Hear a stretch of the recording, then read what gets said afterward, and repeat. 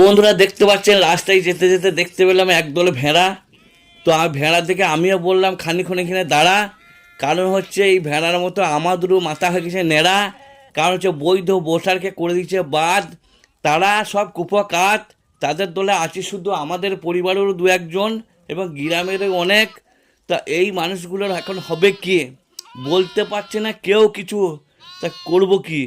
তো সোশ্যাল মিডিয়ায় দেখতে পাচ্ছি কত বিক্ষোভ, কত আন্দোলন, কিন্তু এইটার কি সুরা হবে কিছু? যে যার কথা বলছে ভাই, তো আমরা এখন সেই কথা শুনে অনলাইনে করতে চলছি আবেদন। তা আমাদের কথা শুনবে কিছু নির্বাচন কি ভাই? বাঘ বন্ধ হয়ে চুপচাপ বসে যা খুশি করবে তার মন। তা আমরা এখন যাব কোথায়? সবাই ভেবে চিনতে পাগল ভাই। তো ছুটে বেড়াচ্ছে মানুষ খেপা কুকুরের মতো, তাই তাই এই রকম ঠিক আমাদের করেছে ভেড়া। হ্যাঁ, তো আমাদের মাথা করে দিয়েছে নেড়া। তো সে নেড়া মাথা নিয়ে কোথায় ছুটে বেড়ায়, আর নিজের হক পাওয়ার জন্য কত করতে হবে আমাদের লড়াই।